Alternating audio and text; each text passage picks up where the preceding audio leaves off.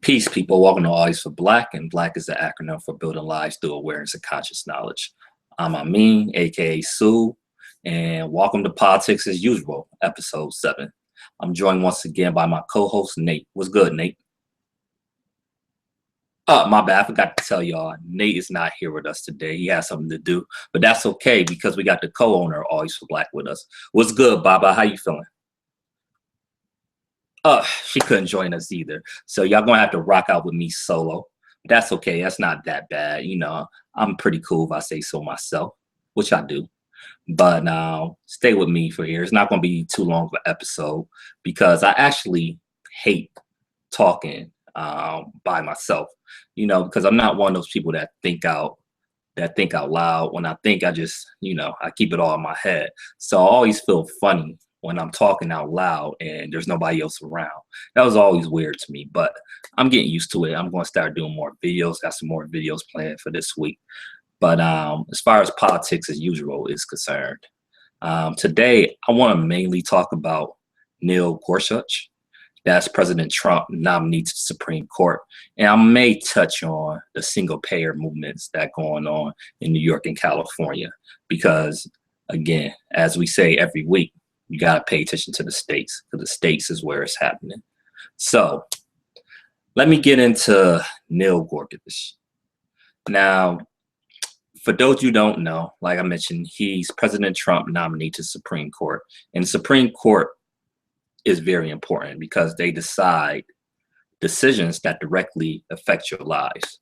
So for those you don't know, there's three branches of government. There's the executive branch, the legislative branch, and there's the judicial branch, which is the Supreme Court is on. And the judicial branch actually have three levels. They have the district courts, they have the appeals courts, and Neil Gorsuch is a member of the Court of Appeals. And then it's the Supreme Court. Now, Anthony Scalia died last year, and when he passed, President Obama should have had an opportunity to nominate somebody to the Supreme Court, which he did. He nominated another judge, Judge Garland, but the Republicans refused to even give him a hearing. Refused to even give him a hearing. This is unprecedented. Now, not every person that the President of the United States nominate to be on the Supreme Court get approved, but they usually at least get a hearing.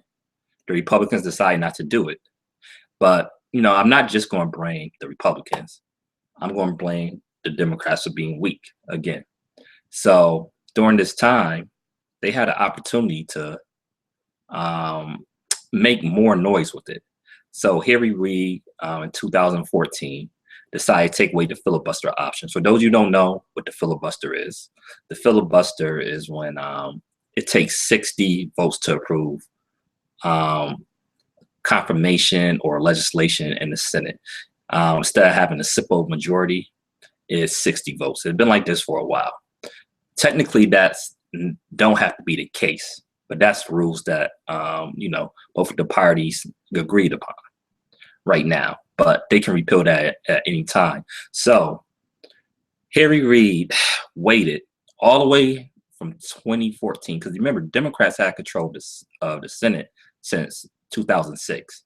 And when Barack Obama became president and got elected president in 08 and actually took office in 09, the Republicans just was instructed. Most of the instruction came with legislation, but what really wasn't talked about was the instruction the Republicans was having with the lower courts and the courts. They wasn't really giving any type of hearings to any President Obama nominees to these lower courts. So Harry Reid should have took the filibuster out to get those nominees approved. But his brilliant mind, he wait until 2014. And of course, the Democrats lose the Senate.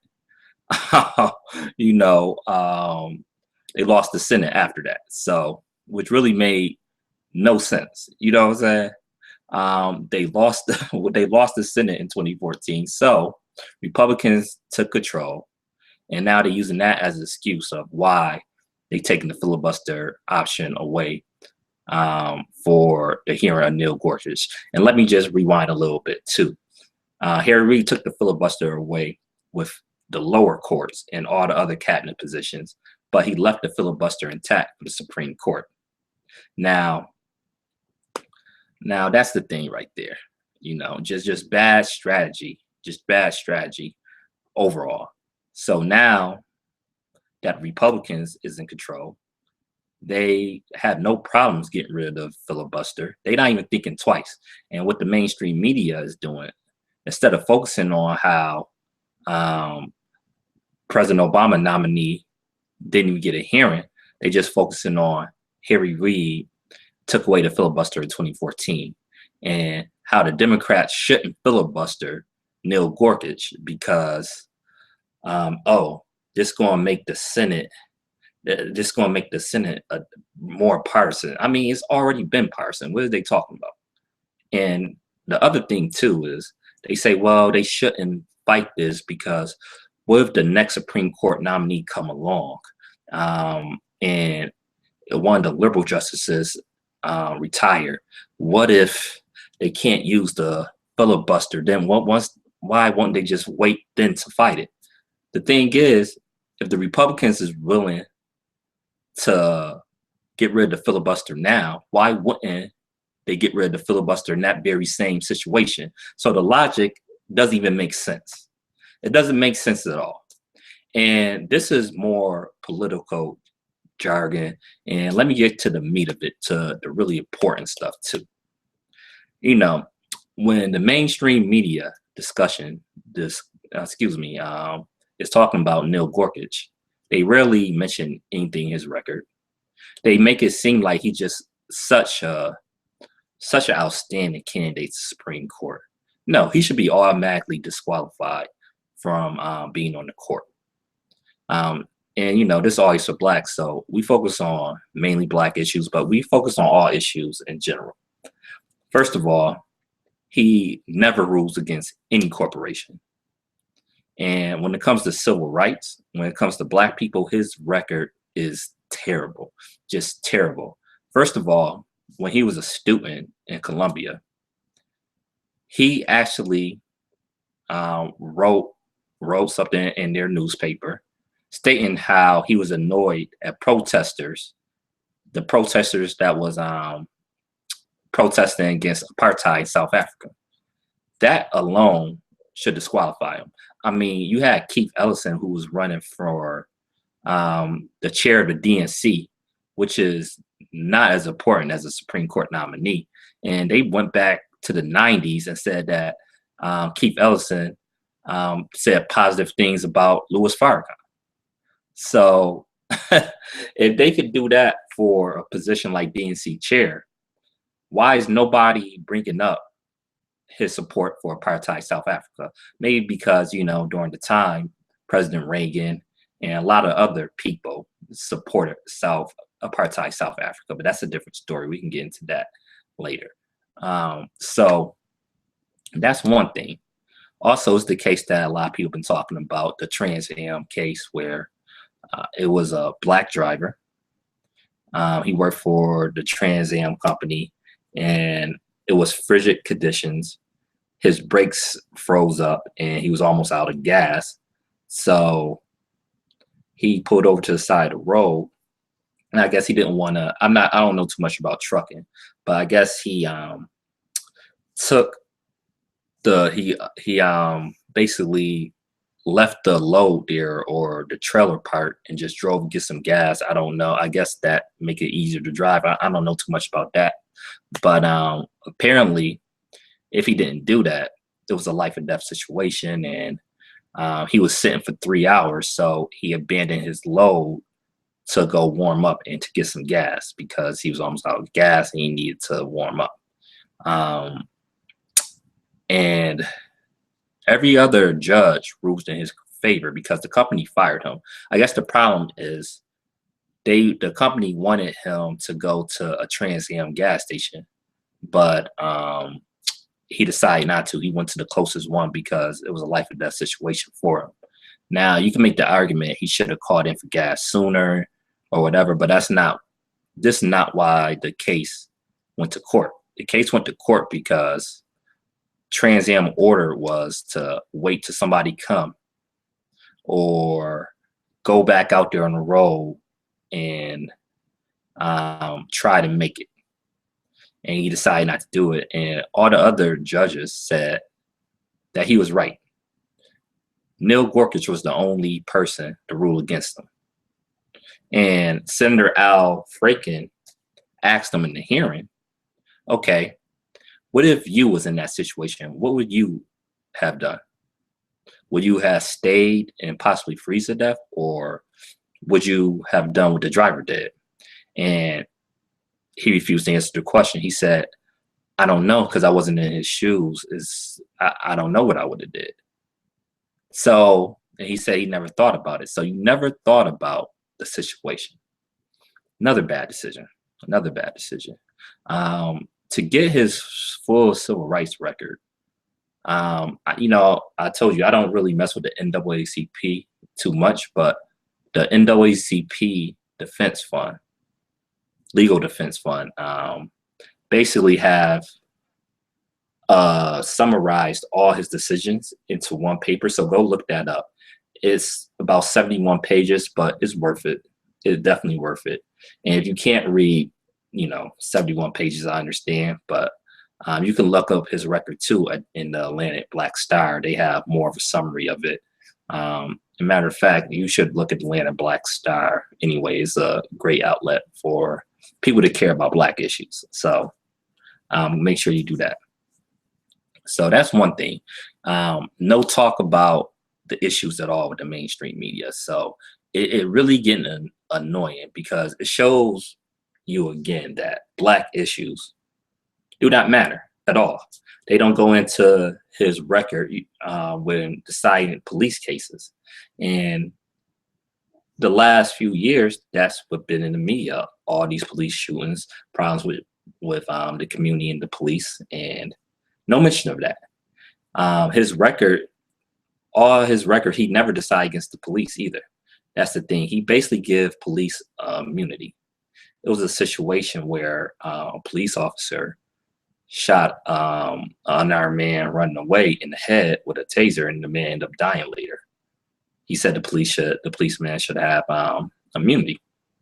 Just cases like this that need to be discussed, and is no serious discussion at all, not at all for this, and it's annoying. It's annoying, but that's why we have outlets like Always for Black, and that's why you gotta go to alternative media sources, because it seemed like the mainstream media, they more concerned with the Congress so-called compromising than actually what's in the compromise. That's all they want is a compromise. They don't care what it is. They don't care how it affects people like me and you, because they not me and you. They can't even relate to us. So, we just gotta do our own research, because you leave it to them, they will stray you wrong every time.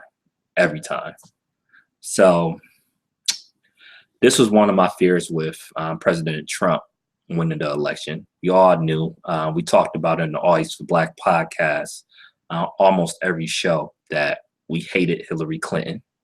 We thought she was a terrible candidate. And I actually voted third party because I knew, she was going to win New York anyway. But couldn't stand Hillary Clinton for many different reasons that I got into in the past. I'm not going to reiterate it now, but I did vote for Jill Stein. Although I knew there was no chance of her winning, I knew Hillary Clinton had a 100% chance of winning New York State. But anyway, this was one of the fears with Trump winning the election, was the courts, not just the Supreme Court, because this is highly publicized, and this will, Gorsuch is just like Scalia. And hopefully Trump won't get a chance to nominate anybody else to the Supreme Court. But the lower courts too, because President Trump going to have the authority to nominate people to the Court of Appeals and the district courts as well, which we don't talk about, but those are two lower courts beneath the Supreme Court, as I mentioned earlier. Those are very important decisions too, because the Supreme Court don't hear every case, you know. So a lot of times with the district court and the Court of Appeals decide, in many cases, that's it. That it just is settled there because the Supreme Court decide what cases they want to hear. So the two lower courts are very important as well. And, you know, we don't talk about them. We don't. So, you know, we just gonna have to go through this, and this is why it's important, because we need full criminal justice reform, as I mentioned before. But along with full criminal justice reform, we need judges in there that would interpret the law right anyway, you know. So it's just a lot of work we gotta do at all different levels. And as I mention all the time, find your lane and just help the cause whatever way you can. Now, before I get out of here, I'm going to briefly touch on the efforts for single-payer healthcare in New York State and California. So in New York State, we're getting close to having the votes for a single-payer healthcare system, which I'm very excited about. I'm very excited about because healthcare is expensive, very expensive. And if you get sick or need a major operation, you want to know you'll be able to get that procedure without bankrupting yourself. So we'll see what happens. The Democrats do have a majority in the Senate here, and the single-payer healthcare bill already passed the Assembly in New York State. And the Assembly in New York State is basically like on the federal level, it'd be like the House of Representatives. But close in the Senate, but not quite there, because you got, even though Democrats have a majority, you got these 8 Democrats, so-called Democrats, that basically do their own thing and supposedly go rogue. They help Republicans out. And, you know, I'm an independent because this is the reason I don't like Democrats either, because a lot of Democrats is bought off by the same people the Republicans are bought off by. But this is why we got to keep pressuring the state election, because we close to having major breakthrough here with single-payer healthcare in New York State. We just need a few more senators that support the cause elected in New York State. And I don't know exactly what the situation in California is, but I know apparently they're pushing for single-payer in California as well. Hopefully go through. I know Vermont almost has single-payer, but they scratched it a few years ago. So hopefully this is the start of a trend, kind of like when Colorado and Washington legalized recreational marijuana. You start to see more and more states legalize it now. Marijuana is legal not just for medicinal purposes, but recreational use. And like I said, Colorado, Washington, Washington, D.C., Alaska, Oregon, and I think Michigan now. I think it just passed Michigan, but I could be wrong with that. It might be another state I'm missing. But basically, more and more states are legalizing recreational marijuana, and it just took those first 2 states to get the ball rolling. So hopefully this would be the same type of trend with single-payer healthcare, because who knows, even though Trump Care or Ryan Care, whatever you want to call it, failed, you know, there's other ways they could sabotage, like the Trump administration might not advertise the exchanges, and who knows, they might come back and try to cut Medicaid, and you know, premiums and the cost of healthcare continue to go up and up. So hopefully the states can take the lead in this, and we can get this policy done. Same way with tuition-free colleges. We just gotta get on the ground level, man. We gotta call our representatives, like call your local assembly people, or, you know, depending on what state you in, it might not be called the assembly, it might be called your state house of representatives, call your state senators, you know, get the ball rolling. You know, we got to get active here because it's a lot of important issues that, you know, we must win on, because this is a life and death situation for people. Healthcare is life and death. Criminal justice reform is life and death. And, you know, we shouldn't settle for nothing less left, man. Like, everything you got, you should never give up. You always got to fight. So, and this is politics as usual for today. You know, I know I was by myself. Usually, like I said, I usually like to, you know, interact with people. I'm more of an interactive person, but, you know, hopefully y'all rock with me, you know. So, oh yeah, before I get out here too, check out alwaysforblack.com. Alwaysforblack.com is, we remodeled the site, and it will be up in the next few days. And the site does look good. And when you go to the site, we have everything in one spot. We have the Always for Black podcast. So we just did a podcast yesterday. It was me, Miss Baba, and our other co-host Jay. We talked about Black people in the military. We had really interesting discussions. We had a discussion a couple of weeks ago about, you know, the effects of porn. You know, we just gave our opinion on stuff. We had reviews of Get Out. So make sure you check out our podcast. We have a lot of different subjects we cover there. So make sure you check that out. So this is Sue, Always for Black. Peace.